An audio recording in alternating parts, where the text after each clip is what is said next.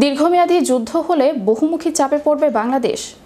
Russia Ukraine যুদ্ধের ধাক্কা কাটিয়ে ওঠার আগেই মধ্যপ্রাচ্যে ইরান, ইসরায়েল ও যুক্তরাষ্ট্রের ত্রিমুখী সংঘাতের মেঘ ঘনীভূত হচ্ছে। এই ভূরাজনৈতিক অস্থিরতায় বিশ্বজুড়ে আবারও অস্থির হয়ে উঠেছে জ্বালানি বাজার। বিশেষ করে হরমুজ প্রণালী ঘিরে সৃষ্ট উত্তেজনা বাংলাদেশের নীতি নির্ধারকদের কপালে চিন্তার ভাঁজ ফেলেছে। বিস্তারিত থাকছে ডেস্ক রিপোর্টে। দীর্ঘমেয়াদী যুদ্ধ হলে বহুমুখী চাপে পড়বে বাংলাদেশ। রাশিয়া ইউক্রেন যুদ্ধের ধাক্কা কাটিয়ে ওঠার আগেই মধ্যপ্রাচ্যে ইরান, ইসরায়েল ও যুক্তরাষ্ট্রের ত্রিমুখী সংঘাতের মেঘ ঘনীভূত হচ্ছে। এই ভূরাজনৈতিক অস্থিরতায় বিশ্বজুড়ে আবারও অস্থির হয়ে উঠছে জ্বালানি বাজার। বিশেষ করে কৌশলগতভাবে গুরুত্বপূর্ণ হরমুজ প্রণালী ঘিরে সৃষ্ট উত্তেজনা বাংলাদেশের নীতি নির্ধারকদের কপালে চিন্তার ভাঁজ ফেলেছে। বাংলাদেশের জ্বালানি চাহিদার প্রায় ৮০% আমদানি নির্ভর।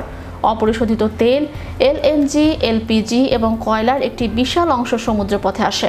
বিদ্যুৎ উৎপাদনের বাড়তি ব্যয় এবং ভর্তুকির চাপে এমনিতেই হিমশিম খাচ্ছে দেশীয় অর্থনীতি। সংশ্লিষ্টরা বলছেন, সামনের গ্রীষ্মকালীন উচ্চ চাহিদার সময় যদি এই সংঘাত দীর্ঘায়িত হয় তবে সরবরাহ ব্যবস্থা বজায় রাখা কঠিন হবে।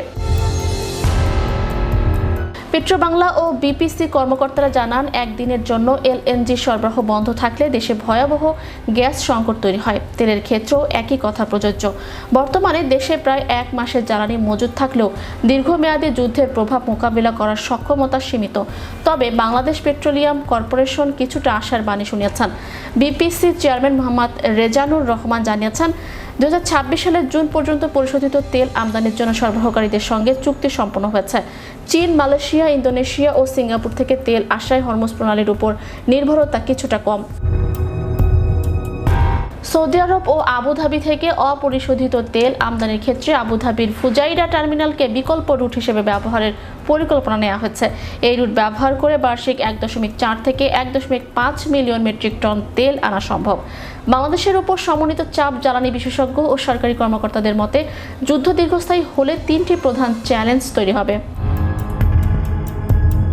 প্রথমত, বাড়তি দামে জ্বালানি কিনতে গিয়ে রিজার্ভের উপর প্রচণ্ড চাপ সৃষ্টি হবে। বর্তমানে মাসে প্রায় 450 থেকে 500 মিলিয়ন ডলার ব্যয় হয় এই খাতে। দ্বিতীয়ত, আন্তর্জাতিক বাজারে দাম বাড়লে অভ্যন্তরীণ বাজারেও জ্বালানি তেলের দাম সমন্বয় বা শুল্ক সংশোধন করতে হতে পারে, যা সরাসরি সাধারণ মানুষের জীবনযাত্রার ব্যয় বাড়িয়ে দেবে।